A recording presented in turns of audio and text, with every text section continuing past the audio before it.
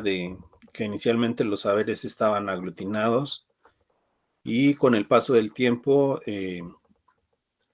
ha habido una creciente especialización y la psicología no es la excepción.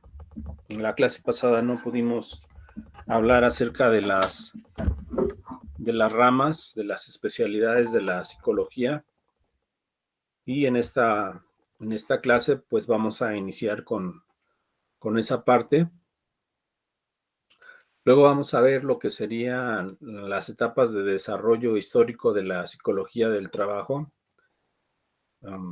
Nos vamos a enfocar más en esta especialidad. Digamos que vamos de lo general a lo particular. Y bueno, vamos a abarcar las dos primeras etapas de desarrollo de la psicología. Mensajes en humanidades, mano levantada, tono de piel claro. Mantén pulsado el botón de acción. De la clase de psicología del trabajo. Y bueno, vamos a analizar esta parte. Bueno, la psicología tiene diversas ramas. Aquí presentamos algunas de ellas, no están todas. Esto es simplemente para que comprendamos que la psicología es una ciencia que con el paso del tiempo, al igual que otras disciplinas, se ha ido, bueno, yo no me atrevería a decir hiperespecializando, pero sí podemos decir que hay especialidades en la psicología. Una de estas especialidades es la psicología evolutiva, la cual está centrada en el estudio del desarrollo humano. Los psicólogos evolutivos están interesados en estudiar las etapas de desarrollo de las personas, de los seres humanos, desde su gestación hasta la muerte.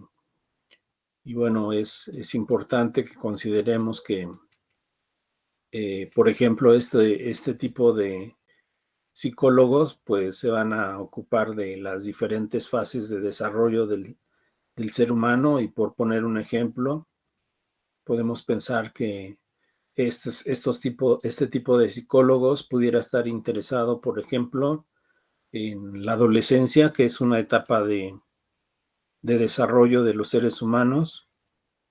Es una etapa crítica, es una etapa de transición entre la infancia y la adultez. Y pues bueno, a ellos les interesa conocer estas etapas, no solo la adolescencia. Solo estoy poniendo la etapa de la adolescencia como un ejemplo, y pues ahí probablemente estén interesados en estudiar los cambios que se suscitan en esta etapa, cambios físicos, cambios psicológicos o mentales y cambios fisiológicos. Como bien sabemos, por nuestras clases de biología, pues sabemos que durante esta etapa hay algunos cambios que son muy importantes en la vida de las personas. La producción de hormonas genera ciertos cambios a nivel fisiológico también. Hay crecimiento corporal, se desarrollan algunas partes del cuerpo, tanto en hombres como en mujeres. Hay un incremento de el deseo sexual, y pues la conducta cambia. Pues ven, como ejemplo podemos decir que la psicología evolutiva va a estar enfocada en estudiar estas distintas etapas con sus características particulares, con la intención de comprender y, ¿por qué no?, hasta en cierto grado predecir la conducta de los seres humanos. Luego tenemos otra especialidad que sería la psicología educativa, a la cual se va a encargar de estudiar la problemática escolar y alteraciones de aprendizaje. Aquí podemos encontrar pues, distintas problemáticas que van a ser del interés del psicólogo educativo. Por ejemplo, la memoria o la capacidad retentiva, la atención, cómo pudiera afectar en los procesos de adquisición de conocimientos, las percepciones, la inteligencia, pues cuestiones meramente educativas que pudieran influir en el desempeño escolar de los alumnos. Básicamente los psicólogos educativos pues están interesados en esta problemática. Por ejemplo, el lenguaje. Los psicólogos educativos van a estar interesados en ver el desarrollo del lenguaje, cómo pudieran existir algunos problemas del lenguaje, dislalia, dislexia, afasia, que pudieran de alguna manera influir en el rendimiento escolar. Y pues bueno, probablemente nosotros tuvimos contacto con un psicólogo educativo en la secundaria. Es muy probable que nuestro orientador educativo fuera psicólogo y muy probable que nuestro orientador fuera psicólogo educativo. Es en el mejor de los casos sería lo ideal. Y pues bueno, el psicólogo educativo tiene como objetivo pues identificar problemáticas escolares y ofrecer alternativas de solución a dichas problemáticas. Hay situaciones como por ejemplo los problemas de atención. Está el llamado déficit de atención e hiperactividad. Pues bueno, en este tipo de situaciones, en algunos casos se utiliza un trabajo conjunto entre lo que sería el psiquiatra y el psicólogo. En algunos casos llegan inclusive a medicar algunos de estos niños que padecen de déficit de atención e hiperactividad, y al mismo tiempo reciben un tratamiento psicológico que va encaminado pues a resolver esta problemática, que el chico tenga pues la capacidad de poner atención y sostenerla durante periodos de tiempo prolongados para que de esta manera se pueda resolver el asunto del aprendizaje, porque pues bueno, sabemos que la atención es un proceso crucial para que podamos aprender. Entonces, sin atención, pues el aprendizaje se dificulta. Pues bueno, básicamente eso sería como un ejemplo de lo que haría un psicólogo educativo en el ámbito escolar. Tenemos también a la psicología clínica, que es probablemente la rama o especialidad de la psicología más conocida. Cuando pensamos en psicología, pues generalmente viene a nuestra mente la imagen del psicólogo clínico, inclusive hasta nos lo podemos imaginar con bata, ¿no? Y atendiendo pacientes. La psicología clínica está orientada al cambio de las conductas o procesos patológicos en circunstancias de laboratorio. El psicólogo clínico, pues, tiene la capacidad de diagnosticar y de atender a algunos padecimientos psicológicos. Vale decir, cabe señalar que, al igual que en el caso anterior, en muchos de los casos se requiere un tratamiento conjunto entre psiquiatras y psicólogos. Hay casos clínicos pues, que requieren de la atención de ambos especialistas. Por ejemplo, las depresiones severas, pues generalmente requieren de una intervención farmacológica, hay que hacer una prescripción de algún medicamento que le permita a la persona pues producirse ciertos neurotransmisores que impactan en su estado de ánimo, y a la par pues es necesario también llevar un tratamiento conjunto con algún psicólogo clínico. La psicología clínica es amplia. Hay que decir que los psicólogos clínicos pudieran ser también terapeutas, y existen diversos tipos de terapias. ¿A qué me refiero? Me refiero a que existen corrientes psicológicas, enfoques que de alguna manera, teorías que de alguna manera van a ofrecer distintas alternativas terapéuticas. Existen, por ejemplo, terapias humanistas, existen terapias de corte gestal, terapias cognitivo-conductual, existe la terapia racional emotiva, existe la terapia breve, como pudiera ser la terapia de corte sistémico, etcétera. Entonces, vemos que hay variedad de psicólogos, psicoterapeutas, mejor dicho, y bueno, pues a todos estos psicólogos pudiéramos encasillarlos dentro de lo que sería el área de la psicología clínica, puesto que tienen la capacidad de diagnosticar problemáticas y atender desde cierto enfoque en particular estas problemáticas y ofrecer alternativas de solución a dichas problemáticas. Tenemos también a la psicología experimental, que está dedicada a la investigación de fenómenos psicológicos en circunstancias de laboratorio. Esta área de la psicología me parece muy interesante, y pues básicamente tiene que ver con la experimentación. Como les comentaba en su momento, la psicología definió o define su objeto de estudio a la conducta y a los procesos mentales. Y entonces les comentaba que la conducta puede ser observable, puede ser medible, puede ser sometida a experimentación. Y pues bueno, esto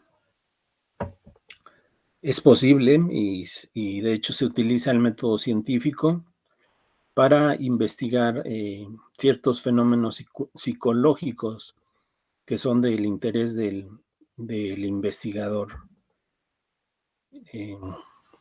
A lo largo de la historia de la psicología, pues, se han hecho muchos experimentos en torno a la conducta humana. Por mencionar tan solo un ejemplo, recuerdo que en algún libro leí alguna vez que a un gatito le abrieron la cabeza y le colocaron unos electrodos para ver la actividad cerebral, para ver si registraba impulsos eléctricos. Y pues bueno, ese fue, por ejemplo, un experimento. Ha habido otros experimentos que se han hecho con animales, por ejemplo, los clásicos, el de Pavlov, de el condicionamiento clásico con un perro, que en su momento sí es pertinente cuando veamos las teorías de la personalidad, pues probablemente comentemos un poquito acerca del experimento de Pavlov, que fue un fisiólogo ruso que descubrió que un perro salivaba ante su presencia. Le estaba haciendo una investigación relacionada con los procesos digestivos, y curiosamente encontró esa situación, lo cual dio origen a lo que sería el condicionamiento clásico. Se encontró que el perro era capaz de salivar con tanto con la carne, que era un estímulo condicionado, como con un estímulo incondicionado, como pudiera ser el sonido de una campana. Se logró que el animal aprendiera a salivar a través del sonido de una campana. Se producía esa respuesta fisiológica en el organismo del animal, y a este fenómeno se le dio el nombre de condicionamiento clásico, que pues bueno, después fue utilizado como para condicionar no solamente animales, sino personas, y dio origen a un movimiento psicológico que se denominó el conductismo. Y pues bueno, son ejemplos de algunos de los experimentos que se han hecho en psicología. Ha habido muchos más, no son los únicos. Y pues bueno, el psicólogo experimental está interesado en estas situaciones. Tenemos también a la psicofisiología, que estudia las bases fisiológicas y neuroanatómicas de la actividad psicológica, la conducta, los procesos internos, etcétera. Nuestra conducta, en algunos casos, está determinada por algunos aspectos fisiológicos. Por ejemplo, cuando hay alteraciones en la producción de ciertas hormonas, es probable que nuestra conducta se vea afectada. Igual cuando hay cambios en los neurotransmisores, pues generalmente eso tiene un impacto en los procesos internos, en los procesos psicológicos y por supuesto en los procesos conductuales. Entonces esta rama de la psicología pues está enfocada al estudio de estas bases fisiológicas y neuroanatómicas. Tenemos también a la psicología social. Los psicólogos sociales están centrados en la relación entre la conducta humana y los procesos de interacción social. Algunos de los temas de la psicología social, por ejemplo, sería el tema de los grupos, el liderazgo, etcétera, que pues vamos a ver más adelante. Vamos a ver un poquito del tema de los grupos y del liderazgo, pero pues no son todos los temas. Los psicólogos sociales también se interesan por la influencia social, el estereotipo, el prejuicio, la religión, ¿qué serán?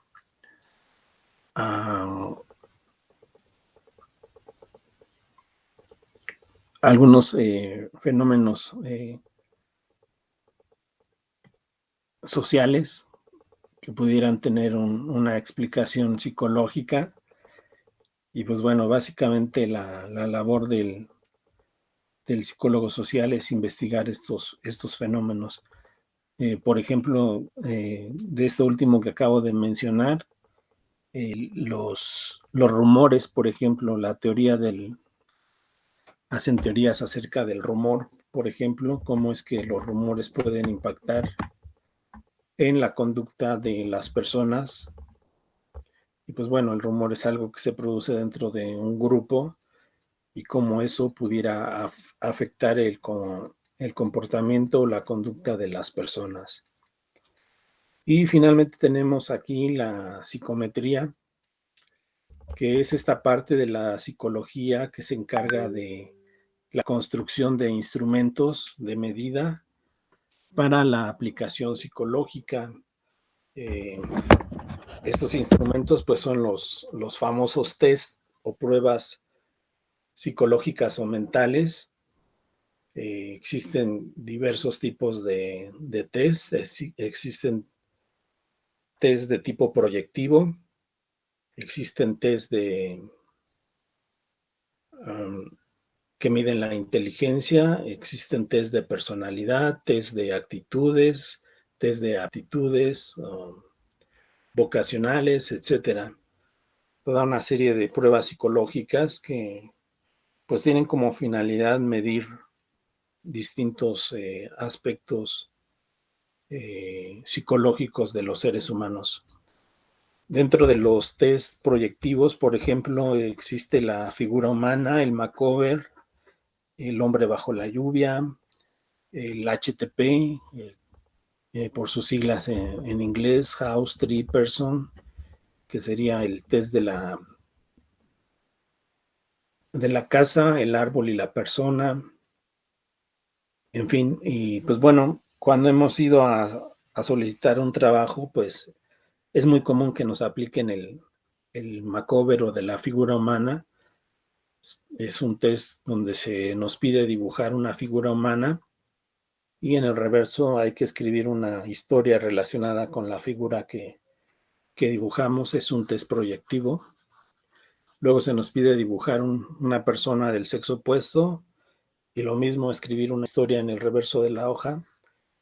Y pues bueno, sobre ese dibujo se hace una interpretación de esa figura humana y nos da como resultado pues características de personalidad valga la redundancia, de la persona que dibujó la figura. Y bueno, pues también es muy probable que para solicitar un empleo nos pidan un test, resolver un test de inteligencia o de aptitudes. También es probable que se nos evalúe en ese sentido.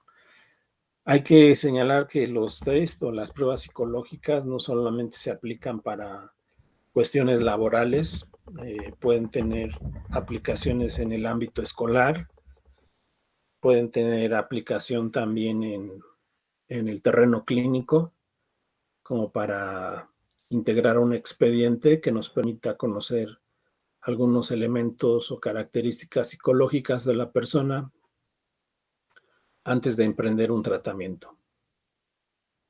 Pues bueno, esto sería referente a las ramas de la psicología. No sé si tengan alguna duda, comentario hasta aquí. Yo por mi parte todo bien, profesor. Todo bien, profesor. Muy bien. Pues bueno, yo espero que esto, para los que no sabíamos, nos haya aclarado,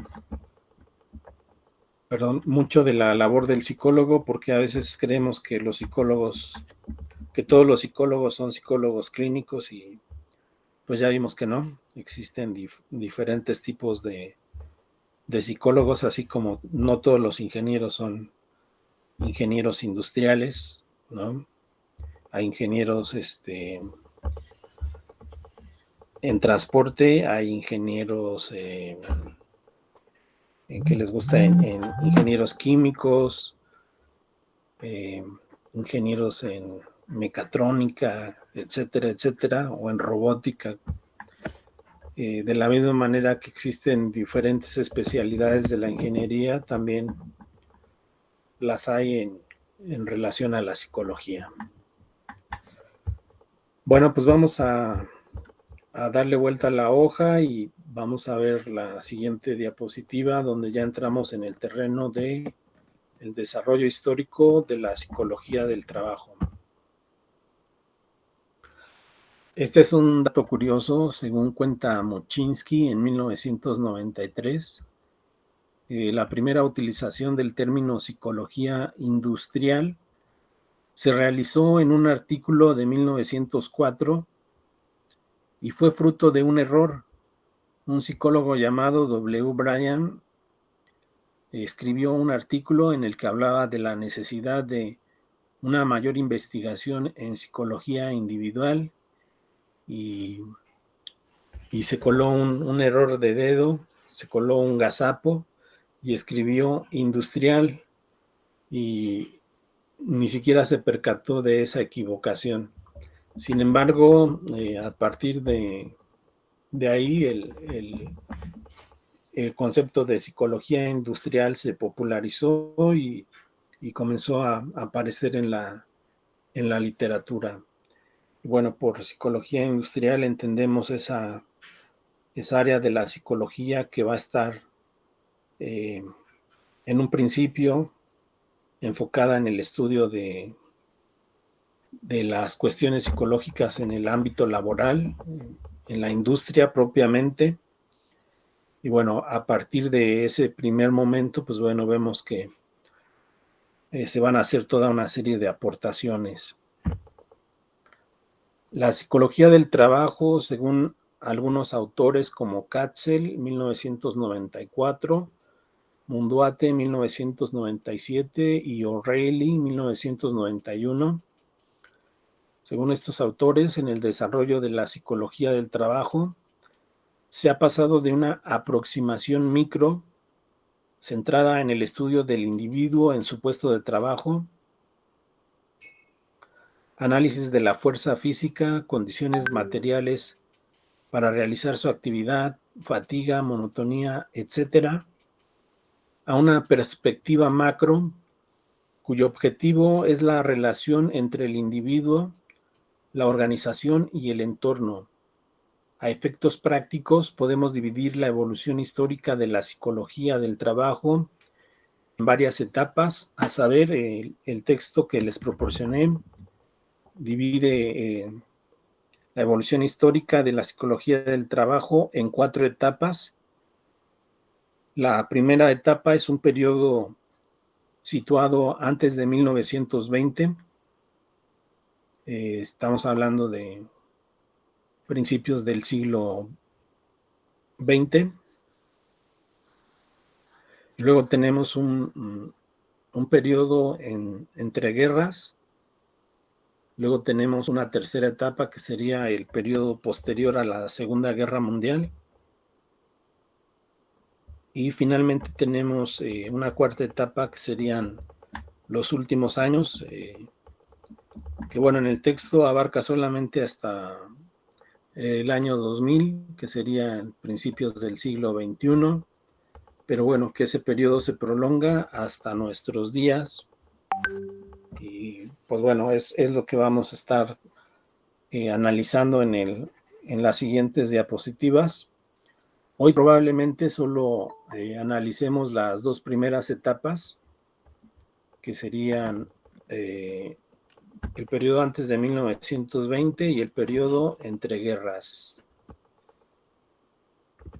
Déjenme ver, creo que por aquí alguien quiere entrar. Yo les sugiero que estén puntuales, Giovanni, por favor, porque hay ocasiones en que no me doy cuenta que quieren entrar. En esta ocasión, pues sí me di cuenta que querías entrar a la clase, pero yo estaba más bien concentrado en la positiva. Pues bueno, es posible que tarden en entrar, o en un momento dado, si no me percato y nadie me avisa que alguien quiere entrar, pues se quedan fuera. Así que pues procuren estar a tiempo. Sí, profesor, gracias. Y es que tuve un pequeño problema con mi internet y me conecté después. Entonces vi que no podía entrar y hasta pensé que fallaba mi internet. No, es que a las 7:10 ya comenzamos, ya estaba la mayoría. Creo que solo faltabas tú. Y sí, pues ya no podía esperar más. Creo que 10 minutos sí, gracias. Son un tiempo razonable. Sí, de nada, vamos a continuar. Antes de 1920 se caracteriza por autores que se centran en la organización, en la estructura formal y la planificación del trabajo. Como se mencionó en la diapositiva anterior, es importante que nosotros, para que formemos una idea clara del desarrollo de la psicología del trabajo, es importante que pensemos que el inicio está marcado por un enfoque micro, donde los autores se van a enfocar en esto que se dice en la entrada de este párrafo. Se centran en la organización, en la estructura formal y la planificación del trabajo. Y en los últimos años ya vamos a encontrar un enfoque macro, donde, pues bueno, los autores van a estar interesados más bien en las organizaciones como sistemas, con entradas, salidas, cómo el contexto exterior pudiera repercutir en el desarrollo de las actividades de la organización. De ahí que investiguen sobre cómo mejorar la eficiencia en el trabajo con el objetivo de lograr una mayor productividad y el control de los procesos de producción en los primeros años. Algunos de ellos vendrán del mundo psicológico, como W. Scott, H. Münsterberg, J. M. Cattell, y otros provienen del campo de la ingeniería, como Frederick Taylor y H. Fayol. Bueno, vemos que al inicio va a haber aportaciones tanto de ingenieros como de psicólogos al desarrollo de la psicología del trabajo.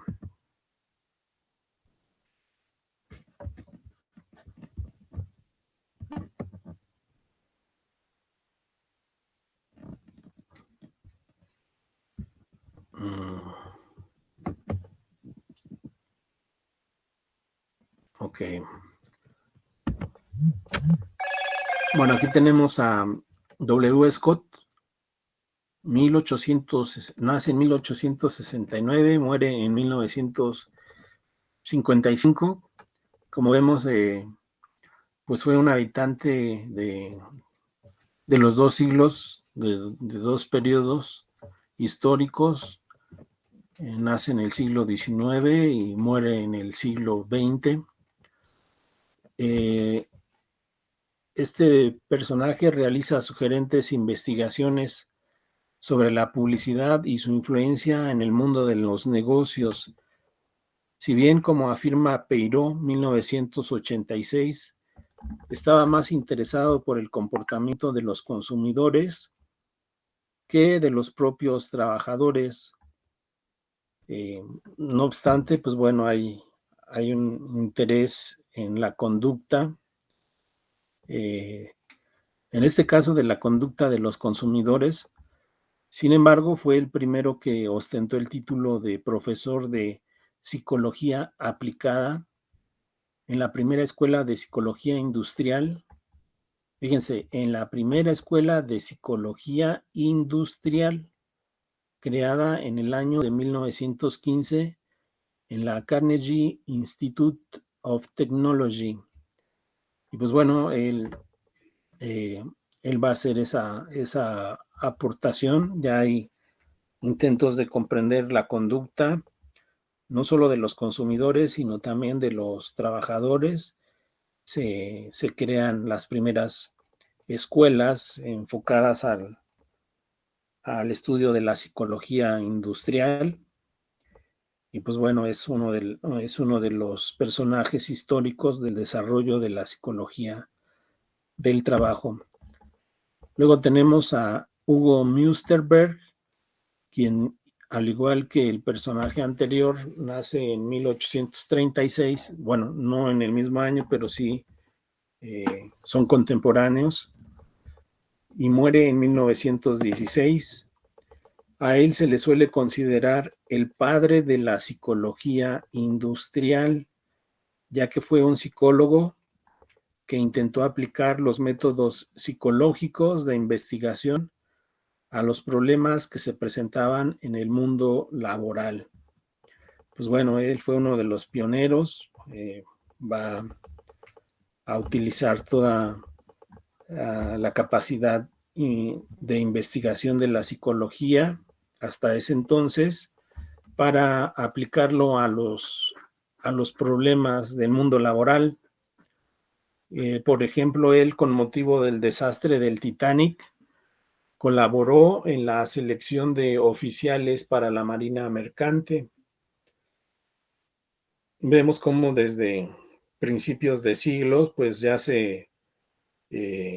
los psicólogos ya se ocupaban de esta labor, de este trabajo del reclutamiento y selección de personal. Y bueno, él va a encargarse del reclutamiento de oficiales para la Marina Mercante. En su obra Psychology and Industrial Efficiency de 1913 se centrará en la selección del personal, en el diseño de situaciones apropiadas para ejercer la actividad laboral y en aportar pistas psicológicas para su utilización en las ventas comerciales. Bien, pues ahí vemos cómo la psicología como ciencia va a tratar de resolver problemas concretos que se están presentando en el mundo del trabajo, en el mundo laboral. Y también vemos que al igual que W. Scott, pues bueno, podemos decir que son pioneros de la moderna especialidad de la mercadotecnia. Los mercadólogos de hoy en día pues utilizan para llegar a los consumidores, para generar ciertas conductas y pues de esta manera que se vean beneficiados en sus utilidades. Pues bueno, vemos que al igual que Scott, Musterberg también va a aportar pistas psicológicas para la utilización en las ventas.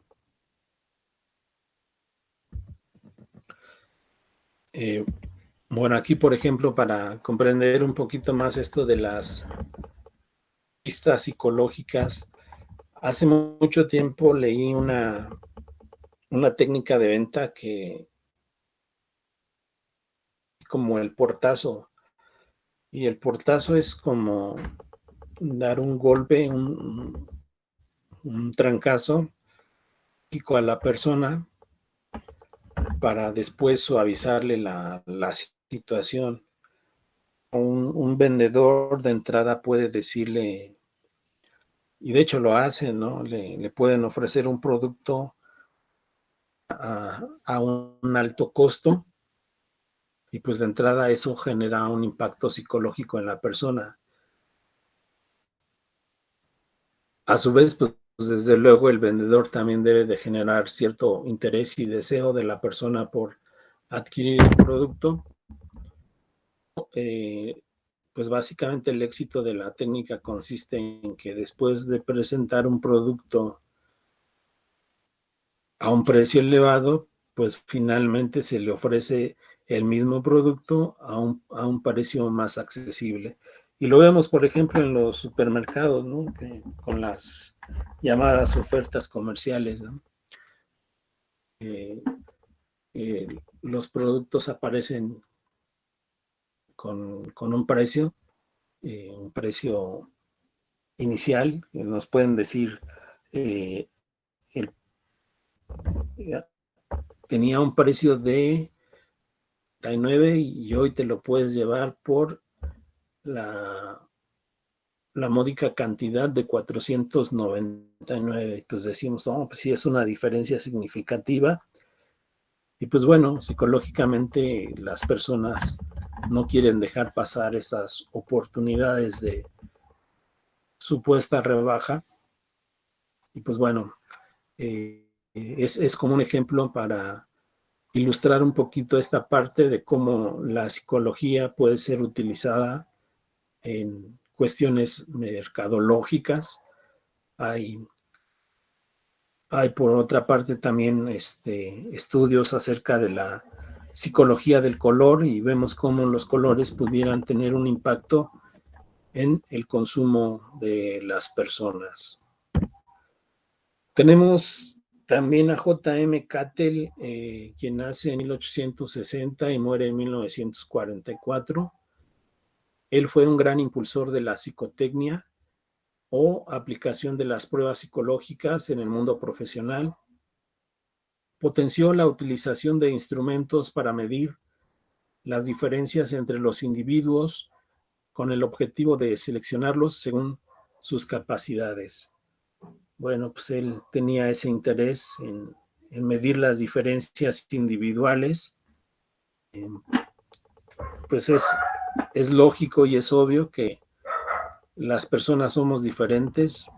Si bien es cierto, pertenecemos todos a la raza humana, pues vemos cómo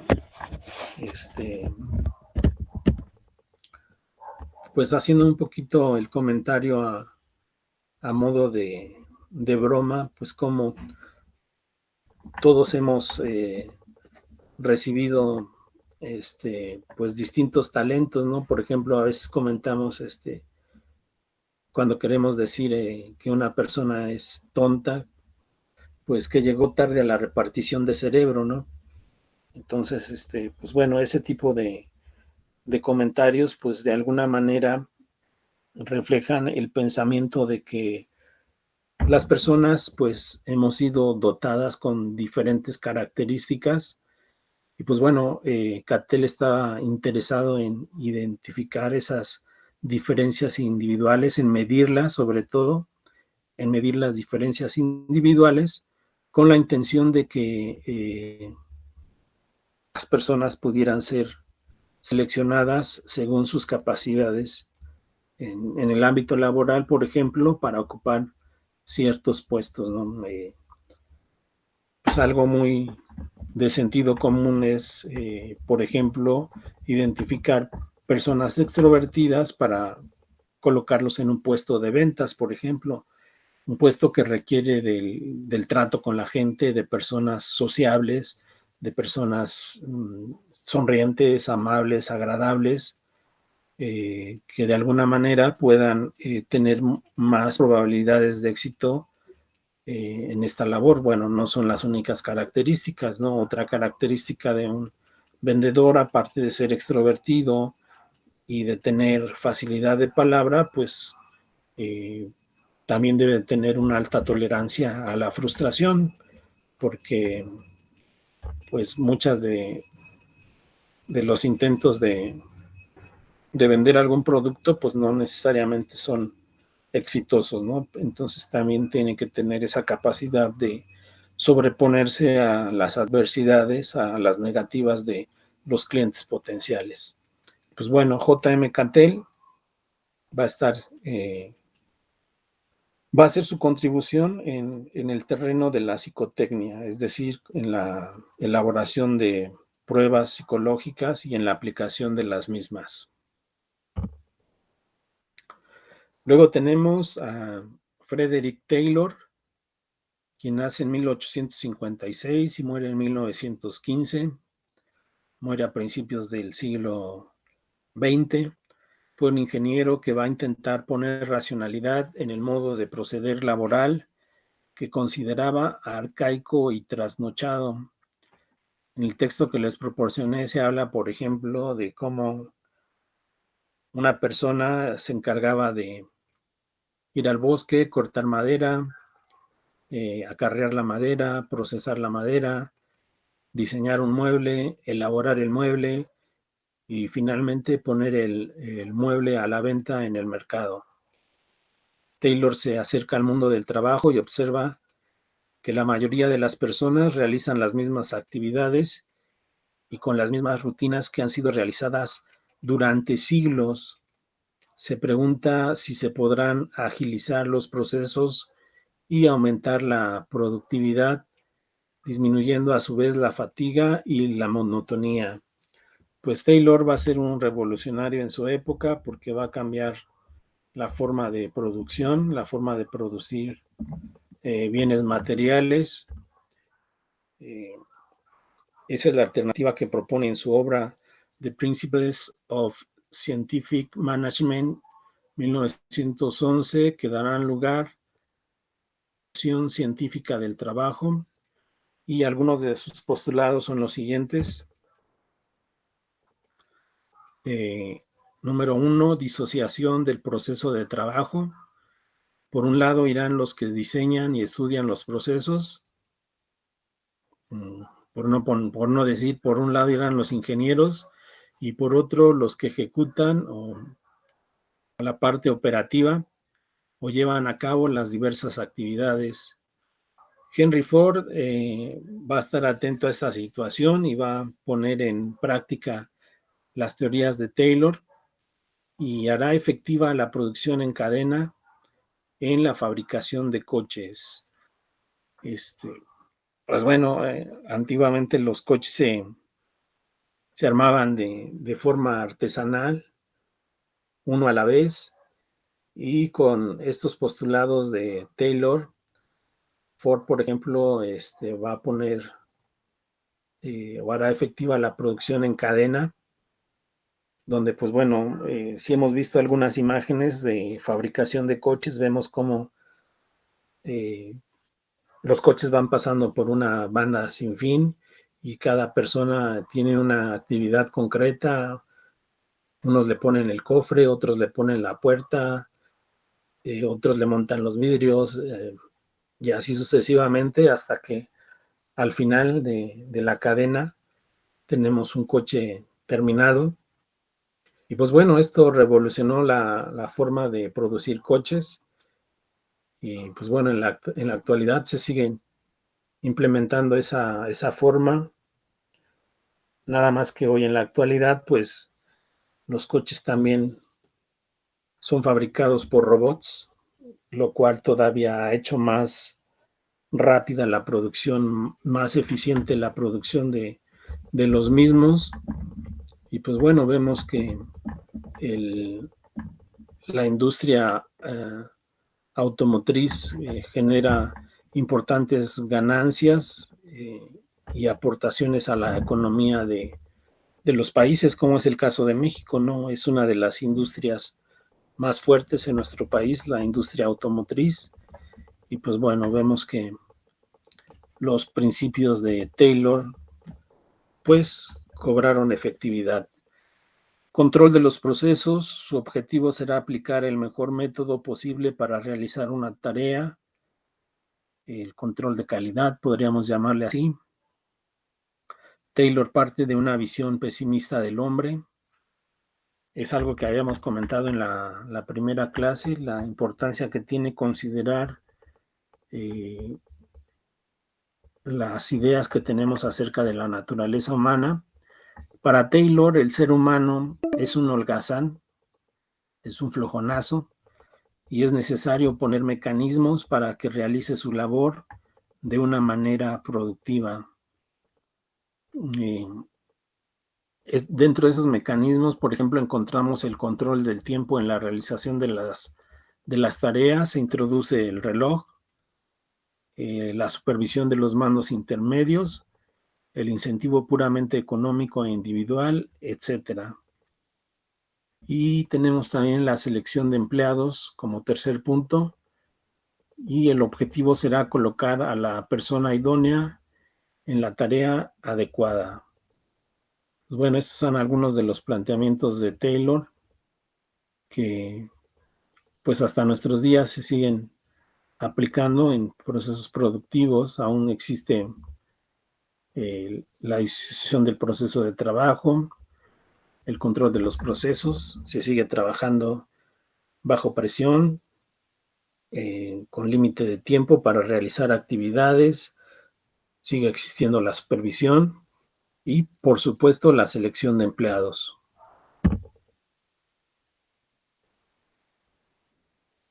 H. Fayol, 1841-1921, es representante de la denominada teoría de la organización formal. Aquí se describen algunos de sus principios.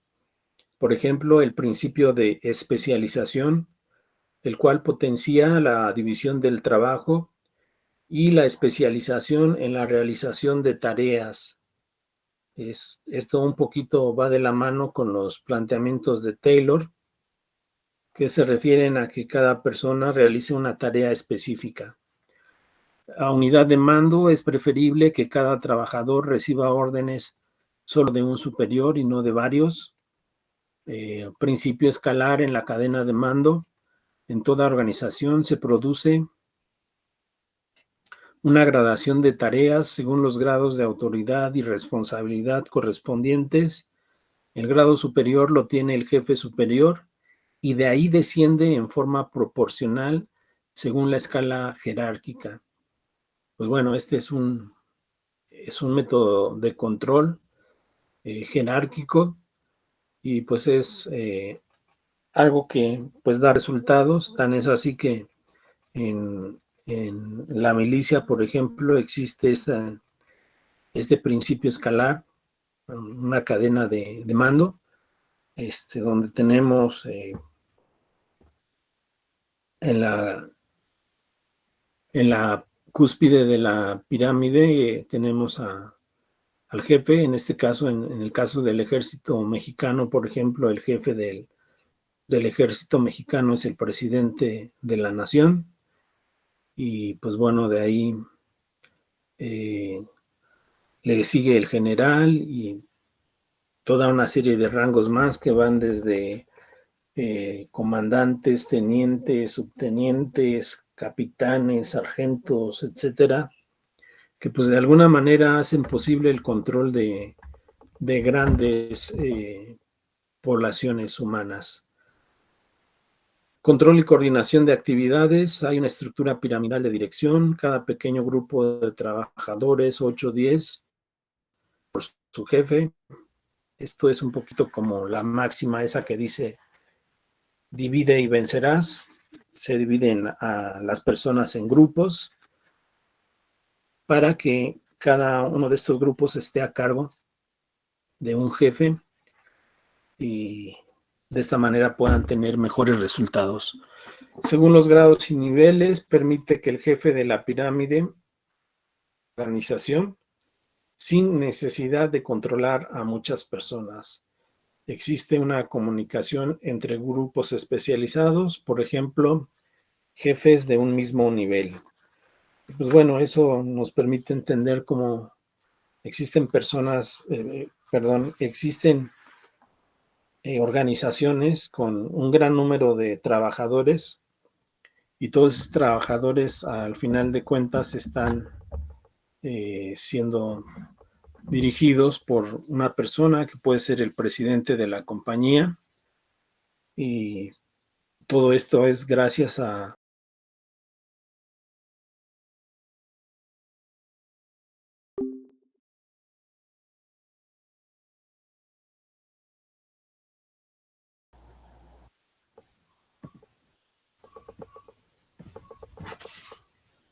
¿En dónde nos quedamos?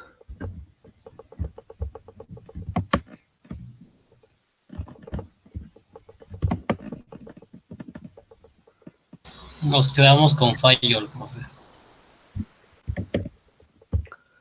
Con Fayol. Ok.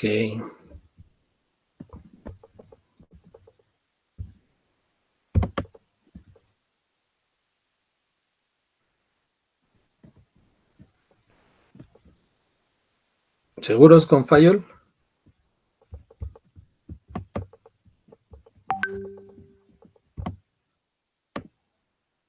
Sí. Sí, profesor. Sí, profe. Ok. Bueno, pues entonces repito. Max Weber, después de Fayol sigue Max Weber, 1864-1920. Les comentaba que él es psicólogo. Él realiza una importante contribución a la organización efectiva del trabajo en las organizaciones, la burocracia, y sus principios son división del trabajo.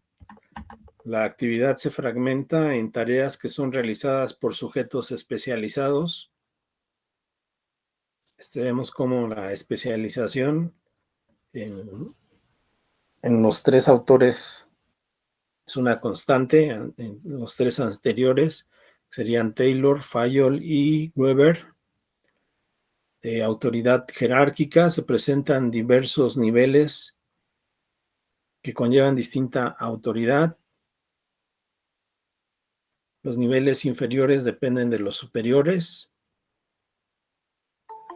Hay un sistema de reglas. Esto es muy importante.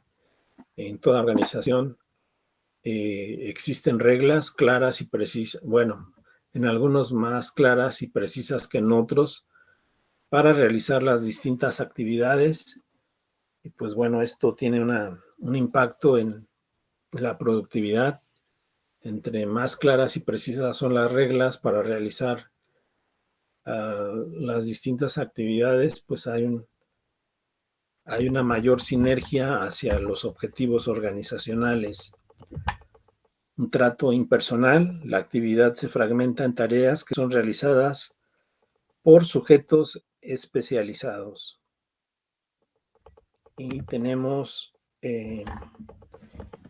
para finalizar esta etapa del periodo antes de 1920, tenemos la Primera Guerra Mundial. Disculpe, profesor, perdón por interrumpirlo, pero creo que hay compañeros que quieren entrar y no pueden. Ok, a ver, vamos a ver. Ángel. Ahí está. Gracias, profe. Sí, de nada. Somos 28 en el grupo en este momento, incluyéndome a mí, y tengo 26 en mi lista. Eso quiere decir que hay alguien que no está en mi lista, pero que está en el grupo. Muy bien. Bueno, luego lo checo.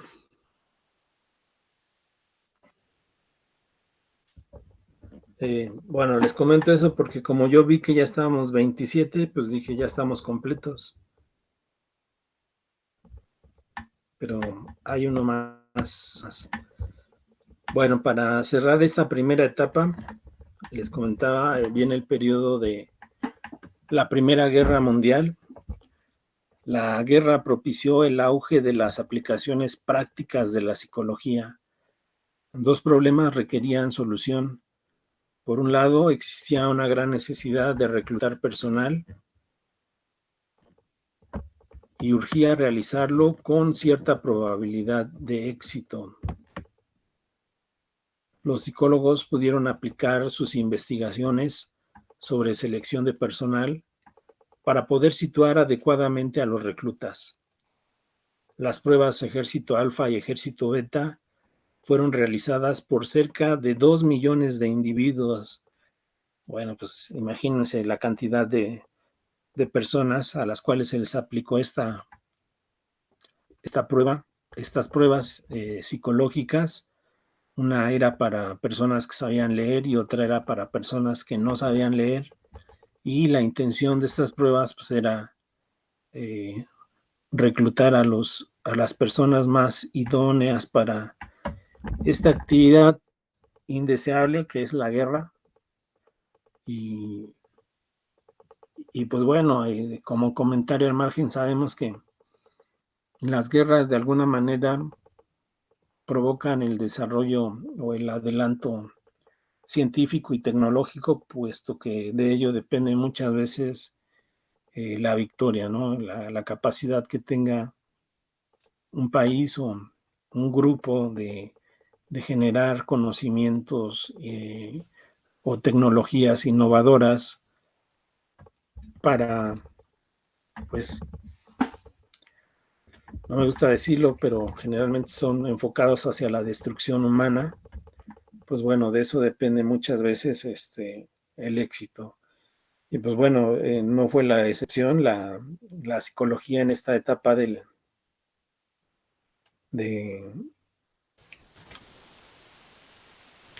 conflicto de la humanidad, pues bueno, va a hacer sus aportaciones tratando de reclutar a los soldados.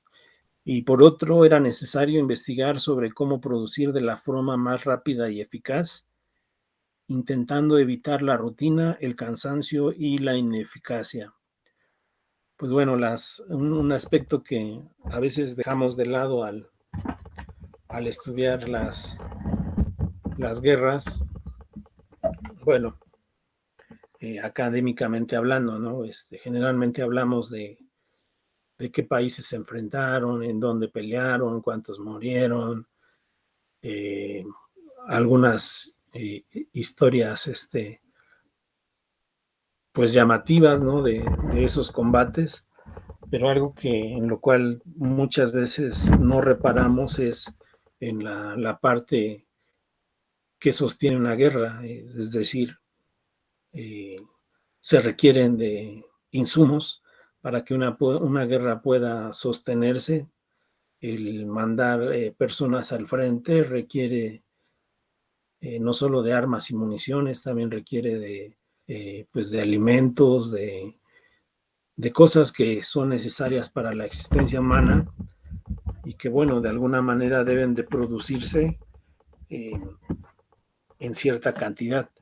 Y pues bueno, la época de esta guerra plantea ese reto, el reto de producir los insumos suficientes pues para hacerlos llegar al frente, producir de la forma más rápida y eficaz, intentando evitar la rutina, el cansancio y la ineficacia. Bueno, como una nota aquí queda el hecho de que aunque no se aprovecharon los resultados obtenidos para investigaciones concretas, sin embargo, sí sirvieron para darle respeto y credibilidad social a la labor del psicólogo. Bueno, a partir de este momento, los psicólogos, la profesión del psicólogo fue. Y pues bueno, la guerra terminó, sin embargo, los psicólogos siguieron con su trabajo y todo el conocimiento que se desprendió de esta experiencia, pues bueno, continuó aplicándose a la sociedad civil. Por ejemplo, les vuelvo a repetir, el reclutamiento y la selección de personal es una actividad que hasta nuestros días sigue estando vigente, se sigue reclutando y seleccionando al personal con base en pruebas psicológicas. Los psicólogos gozamos de cierta credibilidad, de cierta reputación en cuanto a la selección y reclutamiento de personal. Y pues bueno, eso sería la primera etapa de desarrollo de la psicología del trabajo. Y bueno, hasta aquí me gustaría que ustedes sacaran sus propios, que me regalaran un comentario respecto a esta primera etapa de desarrollo de la psicología, lo que les hace pensar, lo que les llama la atención, lo que pueden reflexionar en torno a este primer momento en el cual pues estaban muy ocupadas las personas en la productividad, en evitar la rutina, el cansancio, la monotonía y por ende la ineficacia. Así que bueno, les cedo la palabra para que me hagan llegar sus comentarios y los escucho. Disculpe, profesor. Sí. En esta época, si algún soldado no llegaba a pasar los exámenes psicológicos, ¿aún así se le mandaba a la guerra o se utilizaba para otras cuestiones? No, sí había casos en los que no se les mandaba a la guerra, tenían como una especie de dispensación que pudiera ser médica o psicológica. De hecho, en la actualidad sigue siendo igual, ¿no? O sea, por ejemplo, cuando se recluta a los soldados, algo que es muy básico, como por ejemplo el tener el pie plano o no tener una agudeza visual lo suficientemente aceptable, pues eso te impide ser reclutado como soldado, ¿no? Hoy en día, por ejemplo, las pruebas que realizan los candidatos a formar parte del ejército, pues son pruebas extenuantes, difíciles, ¿no? Tanto en el aspecto médico como en el aspecto psicológico.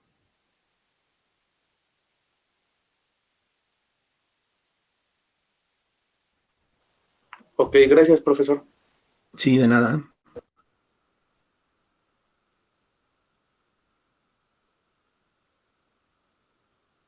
¿Algo más que quieran comentar? Bueno, pues a mí me llama la atención, profe, con eso que comentaba de, bueno, el periodo que es de la Segunda Guerra Mundial, de cómo está documentado que los nazis sí intentaban de alguna forma ganar una guerra psicológica, ya que pues usaban drogas para que pues sus soldados duraran más en batalla. pues nos damos cuenta cómo empieza a hacerse notar la necesidad de la psicología. Ok, sí. No escuché bien esta parte de que los soldados usaban, ¿qué? Perdón. En la Segunda Guerra Mundial. Drogas para que aguantaran Ya. más, pues ahora sí que Para la batalla. Ajá, para mejorar su rendimiento.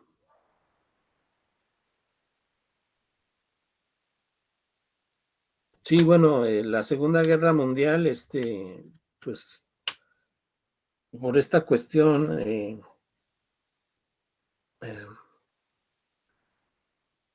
¿cómo llamarle?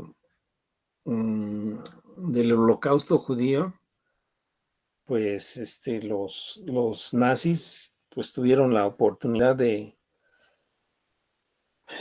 pues de hacer investigaciones con seres humanos que en otras condiciones no hubieran sido posibles, ¿no? La justificación de las guerras permitió que los alemanes pues hicieran toda una serie de experimentos pues sobre todo con estas personas que ellos consideraban inferiores. Pues para ellos no tenían valor alguno, ¿no?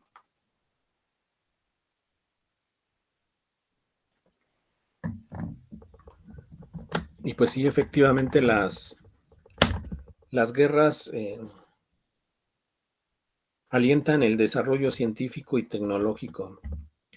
Creo que, si mal no recuerdo, por ejemplo, el Volkswagen, el Bochito, fue un coche que fue mandado a hacer por Adolfo Hitler, un coche para usarlo para la guerra, y pues bueno, todos conocemos las características del Bocho, ¿no? O sea,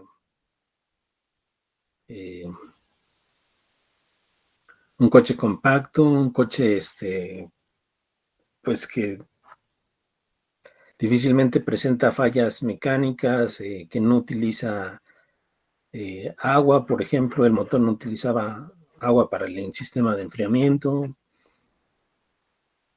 O sea, realmente un coche que más tarde se popularizó y que fue pues ampliamente producido, ¿no? En varias partes del mundo y pues producto de la guerra.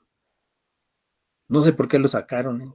Realmente, bueno, sí sé, quiero pensar que sí sé, por la cuestión comercial, un coche que no presenta muchas fallas mecánicas o que no requiere de muchos reemplazos, pues supongo que económicamente pues no te deja muchos beneficios, ¿no?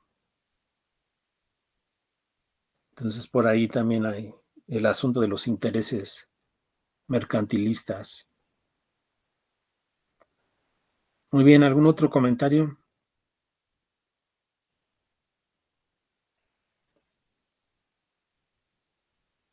Pues a mí se me hace interesante cómo siempre se ha tratado de, como, o sea, bueno, voy a usar esta palabra, pero no tanto así, de explotar a las personas para que puedan trabajar de manera eficiente y que beneficia pues, a la empresa o a donde trabaje. Entonces, pues eso, no sé si, o sea, no sé hasta qué punto sea ético, pero pues siempre, al parecer, siempre ha estado esa necesidad. Bueno, no es esa necesidad, sino ese deseo de que el trabajador dé su 100% o aún más para la empresa. Y ya, es lo que pienso.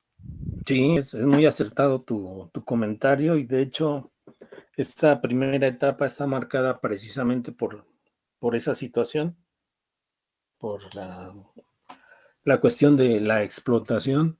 Y hay que recordar también que por esta época, pues realmente no tiene mucho que sucedió la revolución industrial Bueno, sabemos que durante la Revolución Industrial había largas jornadas de trabajo, el empleo de mano de obra barata, el empleo de mujeres y niños para realizar labores pues que eran extenuantes, ¿no? Para el ser humano, condiciones infrahumanas de trabajo,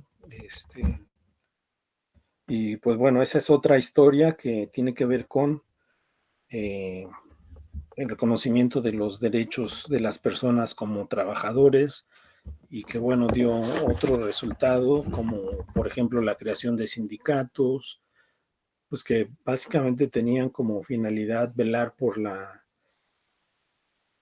los intereses del trabajador, ¿no? En una época en la que pues los empleadores no estaban preocupados por los trabajadores, si se enfermaban o tenían riesgos de trabajo, pues eran asuntos que no les interesaban, un trato muy inhumano, hay que decirlo, y que bueno, pues requerían de la atención y de la movilización de las personas para que pues pudieran garantizar mejores condiciones laborales. Hay que decir también que muchas de esos logros que se dieron durante una época de la historia de la humanidad, pues muchos de esos logros en la actualidad pues están perdiendo, ¿no? Por ejemplo, anteriormente las personas tenían, bueno, todavía algunas personas tienen derecho a pensionarse, por ejemplo, ¿no? Es decir, que después de cierto tiempo de trabajo, 30 años aproximadamente de trabajo, pues las personas tienen derecho de jubilarse o pensionarse, mejor dicho, tener un sueldo fijo que les permita pues subsistir los últimos días de su existencia. Y hoy, por ejemplo, pues a muchos de ustedes ya no les va a tocar eso, o sea que van a tener que crear un plan, un sistema de ahorro que les permita pues sostenerse cuando se retiren del trabajo, que generalmente es en la etapa de la vejez, y pues bueno, esa es una. En muchos empleos, por ejemplo, no, en la actualidad, pues no tienen prestaciones o son muy limitadas las prestaciones, y entonces pues hay situaciones de abuso muchas veces, ¿no? Por parte de los empleadores, eh, sueldos raquíticos, o sea, que ni siquiera alcanzan para satisfacer las necesidades básicas de las personas. Y, y pues bueno, son cosas que se han ido perdiendo, pero que en su momento pues fueron producto de la lucha de las personas. Y sí, esa es una reflexión que podemos sacar de esta primera parte de desarrollo de la psicología del trabajo. Las personas estaban más interesadas por la productividad que por el desarrollo o el crecimiento de las personas. Pero eso tiene que ver también con una concepción del trabajo, ¿no?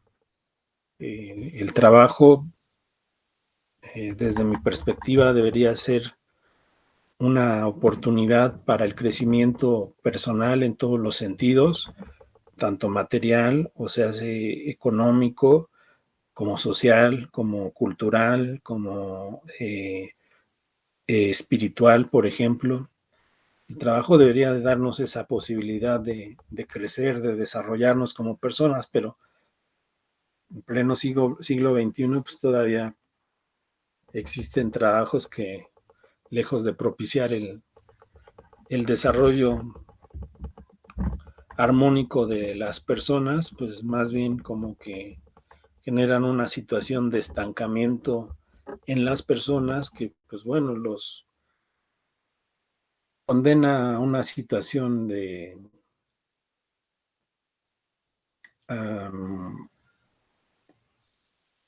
dependencia en la que pues realmente no se fomenta la autorrealización, como diría Maslow, ¿no? Sino que están más, o se fomenta más la enajenación, ¿no? de las personas. Y pues bueno, eso es algo que es cuestionable en esta primera época. Y ahorita vamos a ver un segundo momento que tiene que ver con la creación de la escuela de las relaciones humanas, en donde pues ya hay un cambio de enfoque, de mirada, ya se pueden enfocar más en las necesidades no solo de la organización o de la empresa, sino también en las necesidades del trabajador, del ser humano. No sé si quieran agregar hasta aquí otro comentario.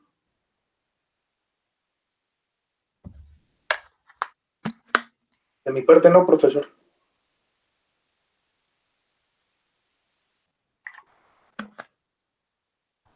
Ok. Bueno, vamos a continuar.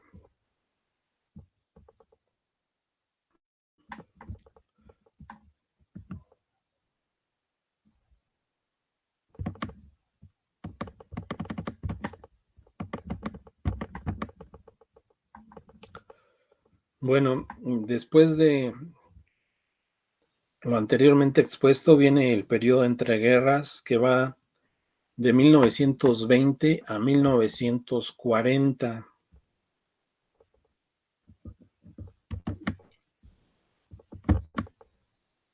La línea de investigación abierta por Taylor, el ingeniero Taylor, dio lugar a que muchas empresas empezaran a aplicar sus teorías. En 1927, la factoría Hawthorne de Chicago, que pertenecía a la Western Electric Company, inició un estudio cuyo objetivo era descubrir cómo incidían las condiciones laborales en la fatiga y la monotonía de sus trabajadores. Bueno, esto suena lógico pensar que las condiciones físicas como la iluminación o la temperatura pudieran influir en las condiciones de trabajo. Y pues bueno, en el estudio mencionado colaboró un equipo de psicólogos de Harvard, entre los que destacó Elton Mayo, aunque el objetivo era investigar durante un año para establecer cuáles serían las condiciones más convenientes para controlar la fatiga y la rutina. El tiempo de estudio se tuvo que ampliar, ya que surgían nuevos temas de investigación, los cuales no se habían planteado en el inicio del trabajo. Dos colaboradores del proyecto, Roethlisberger y Dickinson, publicaron la obra Management and the Worker en 1939, en la que describen el proceso de la investigación realizada por Elton Mayo. Estos estudios provocaron un cambio en la manera de afrontar los problemas del mundo del trabajo. Se puso de manifiesto la importancia de los grupos sociales y su incidencia sobre la producción.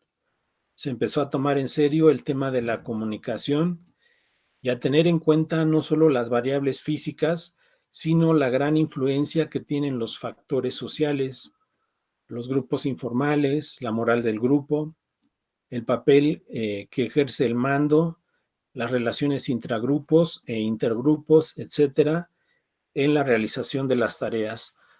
Todo ello dio lugar al movimiento que se denomina Escuela de las Relaciones Humanas. La investigación de Mayo recibió bastantes críticas. Una de ellas fue que la falta de teoría clara y de diseño de investigación hacían inconsistente a la misma. Dos, la manipulación de la propia investigación.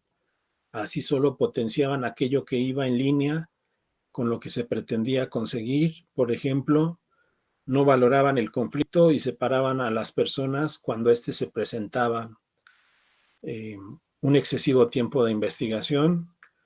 No tenían en cuenta el entorno social externo a la empresa, etcétera. Sin embargo, su aporte ha sido decisivo para la evolución posterior de la investigación psicológica en la empresa. Como bien afirma Sigan, 1963, la Escuela de Relaciones Humanas recordó que el trabajador es un hombre y el conjunto de los trabajadores una colectividad, y que un hombre y una colectividad no funcionan como una máquina.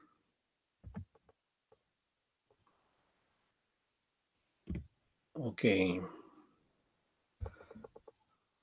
Bueno, vamos a ver un video.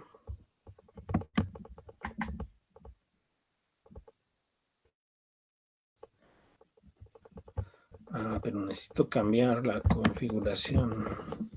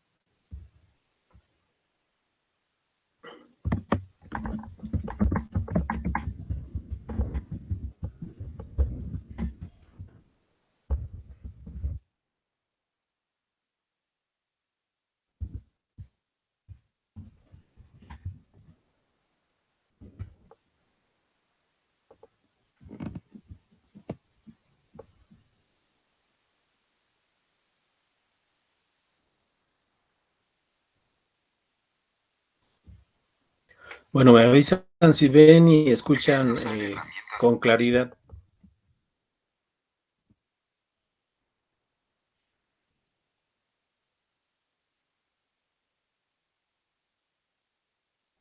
Su pantalla sí se ve, profesor. Y sí se escucha. Perfecta para tu equipo. Desempeño en el trabajo. La simpática supervisión había reforzado aún más. Vamos a hablar acerca de Elton Mayo, considerado como el padre de las relaciones humanas en el mundo de la administración de empresas. Él es conocido por sus estudios del comportamiento organizacional en la planta de Hawthorne. A través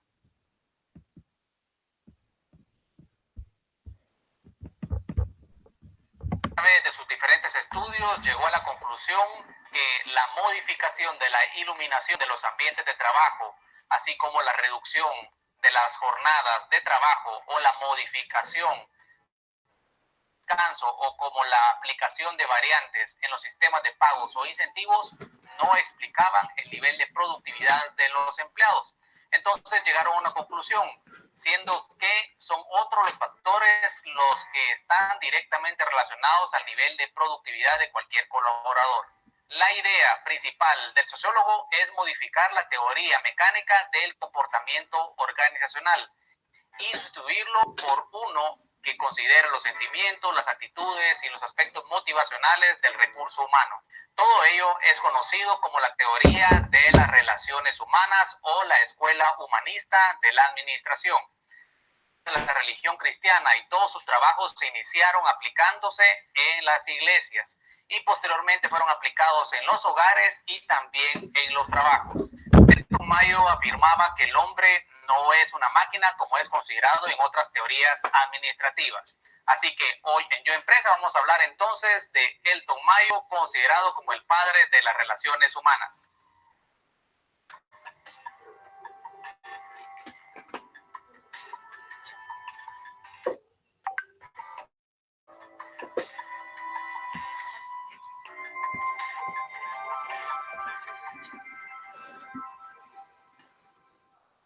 Elton Mayo nació en Australia en 1880, siendo un sociólogo industrial especializado en la teoría organizacional y las relaciones humanas.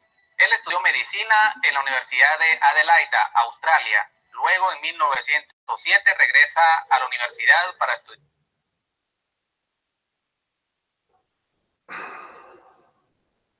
psicología y filosofía. Se graduó con honores y luego fue profesor de filosofía en la Universidad de Queensland. Más tarde fue profesor en Norteamérica en la Universidad de Pensilvania y en la Harvard Business School. Sería justamente en Harvard, en el Departamento de Investigación Industrial que creó, en donde profundizaría sus estudios en el comportamiento del trabajador. Su interés primordial fue estudiar los efectos psicológicos que podían producir las condiciones físicas del trabajo en relación con la producción. Existe cooperación del trabajador en los proyectos, no escuchados ni considerados por parte de sus superiores. En 1927, en Western Electric Company, Elton Mayo, profesor de la Universidad de Harvard, y sus colaboradores realizaron estudios en la planta de Hawthorne, cerca de Chicago, acerca del impacto que puede tener las características físicas del ambiente de trabajo en el colaborador. Una serie de experimentos y estudios que se prolongarían hasta 1932. Los estudios de Hawthorne sorprendieron por igual a los investigadores y a los gerentes de la planta. Encontraron que las condiciones sociopsicológicas del ambiente laboral podían tener mucho más importancia potencial que las condiciones físicas. En los primeros estudios, los investigadores dividieron al personal en grupos experimentales que fueron sometidos a cambios deliberados de iluminación, cuya iluminación permanecía constante durante los experimentos. Los resultados fueron ambiguos. Cuando se incrementaba la iluminación en los grupos experimentales, la productividad tendía a incrementarse según lo previsto, aunque los aumentos no eran uniformes, pero la productividad tendía a seguir incrementándose cuando empeoraban las condiciones de iluminación. Las cosas, la producción de los grupos de control también tendían a mejorar, pese a que no se había hecho ningún cambio en la iluminación de estos grupos. Que alguna otra cosa, además de la iluminación, estaba influyendo en el desempeño de los trabajadores. En un nuevo experimento, un pequeño grupo de trabajadores fue puesto en un cuarto separado y se manipuló algunas variables. Se introdujeron periodos de descanso de diversa duración. La jornada y la semana laboral fueron acortadas. Los investigadores que ahora fingían ser supervisores también permitieron a los grupos escoger sus periodos de descanso y opinar en otros cambios propuestos. De nuevo, los resultados fueron ambiguos. El desempeño tendía a aumentar con el tiempo, pero crecía y disminuía de manera no uniforme. En estos experimentos y en otros posteriores, Mayo y sus colegas decidieron que los incentivos económicos, cuando se ofrecían, no eran la causa de los incrementos de la productividad. Pensaban que una compleja cadena de actitudes había afectado esos aumentos. Como habían sido seleccionados para recibir atención especial, los grupos experimentales y de control adquirieron una motivación grupal que los motivaba para mejorar su desempeño en el trabajo. La simpática supervisión había reforzado aún más la intensidad de la motivación. Los investigadores llegaron a la conclusión de que los empleados pondrían más empeño en el trabajo si piensan que la gerencia se interesa por su bienestar y los supervisores les prestan mayor atención especial. Este fenómeno recibió después el nombre del efecto Hawthorne. También concluyeron que los grupos informales de trabajo en el ambiente social del personal influencian la productividad. Muchos de los empleados consideraban su trabajo como aburrido y sin sentido, pero sus relaciones de amistad con los compañeros de trabajo le daban un poco más de sentido a su vida laboral. Las conclusiones de Mayo fueron que la conducta y los sentimientos estaban relacionados muy de cerca, que las influencias del grupo afectaban de manera significativa el comportamiento individual, establecían la productividad individual del trabajador y que el dinero era un factor menos importante para determinar la productividad que los sentimientos y la seguridad de grupo. Estas conclusiones llevaron a un nuevo enfoque humano en el funcionamiento de las organizaciones y el logro de sus metas. Los teóricos de las relaciones humanas introdujeron el concepto de hombre social, establecer relaciones con los demás. Algunos estudiosos de la conducta, entre ellos Maslow y McGregor, sostuvieron que el concepto de hombre que se autorrealiza explica de mejor manera la motivación del hombre. Entonces, podríamos resumir los grandes aportes de Elton Mayo en los siguientes puntos. En primer lugar, él consideraba que la productividad del trabajador dependía de su capacidad fisiológica. Sin embargo, también dependía de las normas sociales y de la expectativa que lo rodeaba. En segundo lugar, él consideraba que el comportamiento del individuo se apoya totalmente en el comportamiento de grupo. En tercer lugar, que los trabajadores que producían por encima o por debajo de las normas sociales perdían el respeto de sus compañeros de trabajo. Por lo tanto, su rendimiento estaba influenciado por estándares sociales. En cuarto lugar, las empresas pasaron a ser una organización social integrada por grupos sociales informales, los cuales muchas veces no encajan en la estructura organizacional formal de la empresa. En quinto lugar, Elton Mayo consideró que se debe tomar en cuenta al trabajador en la toma de decisiones, principalmente porque eso afectaba sus relaciones humanas. En sexto lugar, Elton Mayo consideró que a mayor interacción del trabajador, mayor será su productividad.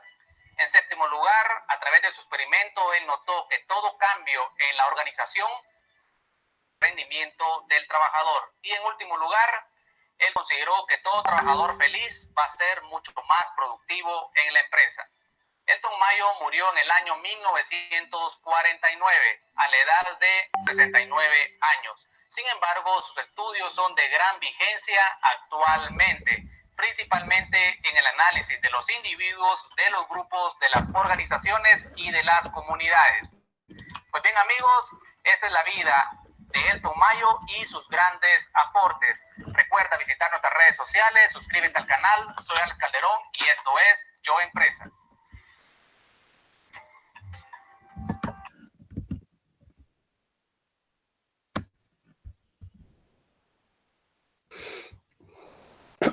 Ok. ¿Qué les pareció el aporte de Mayo? Pues bastante interesante y relevante. Sí, ¿por qué? Bueno, yo como lo vi, prácticamente él fue el que motivó a todos los incentivos hasta el día de hoy para mejorar pues el rendimiento del personal. Sí, hace importantes contribuciones, sobre todo esta parte, ¿no? Que nos refiere de dejar de ver al hombre como una máquina, ¿no? Y verlo más como un ser humano.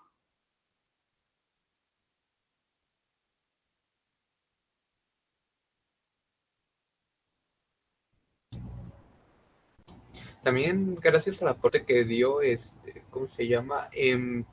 Empezó a subir la producción en las empresas y de los trabajadores, ¿no?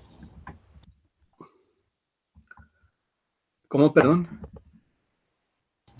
Que gracias a los aportes que dio, aunque al principio no se notaban mucho, conforme empezaron a aplicarse y a tomarse en cuenta, la producción de los trabajadores empezó a mejorar.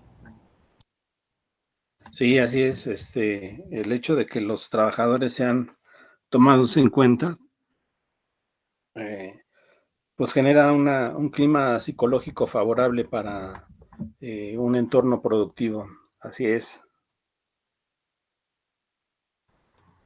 También pude observar, profesor, que en los trabajos utilizan eso de la motivación, de que la gerencia te usa un método para que puedas motivarte y que vean que te están tomando en cuenta para cosas más importantes en adelante. Eso en algunos trabajos, bueno, depende de la vista de cada quien. Yo creo que puede ser o tu motivación o solo para aumentar el trabajo y que la misma empresa tenga una mejor productividad.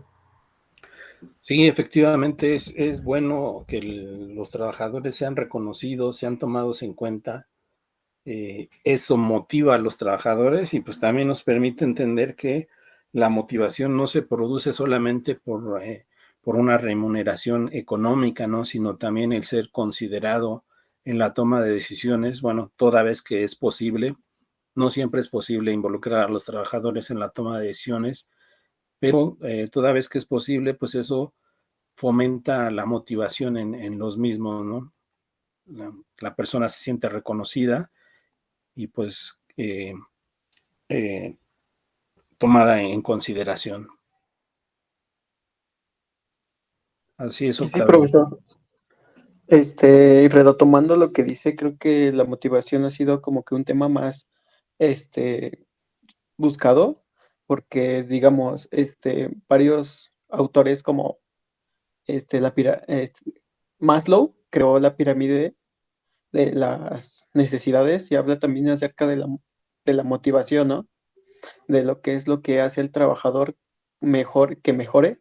Y así también habla, creo, Heisenberg, creo, con sus propuestas de los factores motivacionales, que en este caso podría ser el reconocimiento o la realización.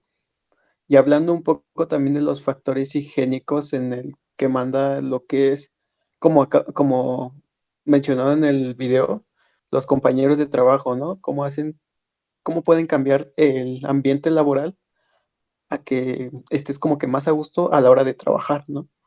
Creo Sí, que eso así es. también mejora la producción en cada empresa. Efectivamente, Alan, tienes toda la razón. ¿Tú estudiaste psicología? No, pero es que yo ya llevé una materia similar en mi carrera pasada. Ah, ¿qué carrera? Ahí está. Yo iba en ciencias, Ah, no sé si órale. conozca. Aquí, ajá. Y llevé psicología en el trabajo también. ¿En ciencias de la informática? Sí, sí. Ah, con razón.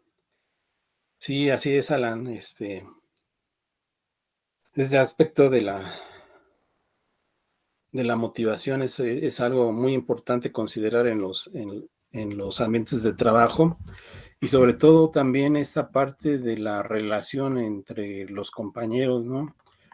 ¿Cuántas veces las personas ni siquiera quieren ir al trabajo, no porque no les guste su trabajo, sino porque no les gusta el ambiente de trabajo, que es una cosa distinta, ¿no? Muchas veces las personas creamos con nuestra personalidad, con nuestra conducta, ambientes de trabajo pues desagradables, ¿no? Chismes, pues lo clásico que escuchamos, ¿no? Cuando le preguntamos a una persona de su trabajo, no, pues es que hay mucho chisme, mucha política, mucha envidia, ¿no? Son situaciones pues meramente humanas que desde luego repercuten en la motivación de los trabajadores. Pues nadie quiere estar en un ambiente así donde, por ejemplo, las personas son criticadas, señaladas, enjuiciadas, no sé, toda una serie de situaciones negativas. Y por el contrario, ambientes de trabajo donde pues las personas están muy motivadas a asistir porque encuentran ahí una fuente de aprecio, compañerismo, relaciones de trabajo positivas, apoyo, no solamente para el trabajo, sino inclusive muchas veces para cuestiones personales. Y pues eso hace la diferencia entre un lugar y otro de trabajo, ¿no? Pudiera ser que a lo mejor en uno no ofrezcan pues un sueldo pues considerable porque a lo mejor es una empresa que está en crecimiento y en otro pudiera ser que ofrezcan un mejor sueldo, pero el ambiente de trabajo pues no es muy bueno, ¿no? Y las personas pues prefieren el primero, ¿no? Aunque no van a tener una remuneración económica como en el otro, pues sí van a tener un ambiente de trabajo eh, pues agradable y que de alguna manera esto también va a repercutir en su estabilidad emocional, ¿no? En su salud física, desde luego, porque también hay que decirlo, los ambientes de trabajo pues generan una cierta higiene mental que de alguna manera repercute en nuestra salud física. Así es, pues me da gusto escucharlos con estas reflexiones. ¿Alguien más que quiera comentar algo al respecto? Pues precisamente como comenta, yo creo que la mayoría de las personas que renuncian a sus empleos es precisamente por el ambiente que viven, ¿no? En el trabajo. Pudiera ser, habría que hacer una investigación, ¿verdad? Para una encuesta, a lo mejor preguntarle a las personas que han renunciado a algunos empleos cuál ha sido la causa. Y pues sí, yo pienso que una de las razones puede ser esta, el ambiente de trabajo, y otra, la falta de crecimiento también, ¿no? La falta de oportunidades.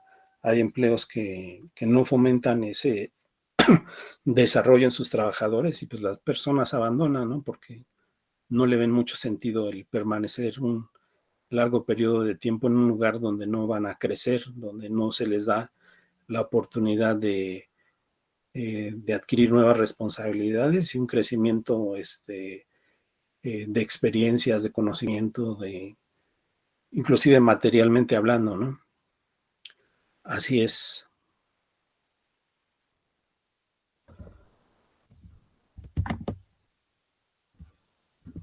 Bueno, pues para cerrar esta parte, ya hablamos, creo, ¿no? Esta ya lo tocamos, de las críticas que recibió la investigación de mayo.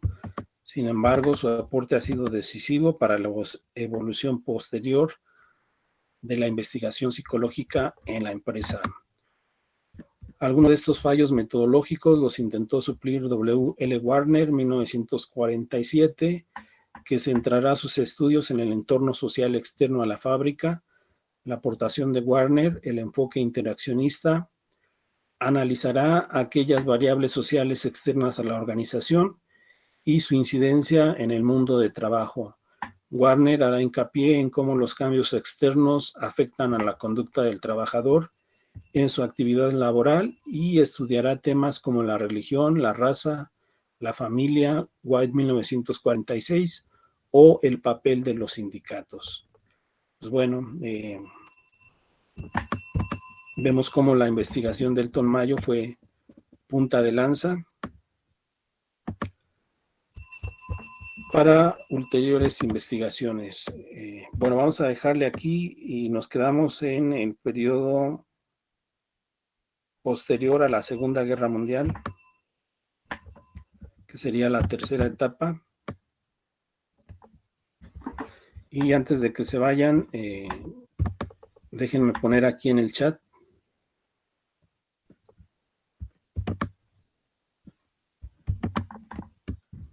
lista de asistencia. Estamos en la secuencia 2NV20. Sí, profesor. Desde agosto 2021. Sale, ya puse el encabezado de la lista. Anoten su nombre comenzando por apellidos, como es costumbre. Y pues sería todo, jóvenes. Que pasen una excelente noche, descansen y nos vemos la próxima. Igualmente, hasta luego, profesor. Gracias, profesor. Buenas noches. Hasta luego, profesor. Nos vemos. Hasta luego. Buenas noches, profe. Hola, profe. Hasta luego, profe. Buenas noches. Hasta luego. Buena noche. Hasta luego, profe. Hasta luego, profesor. Nos vemos.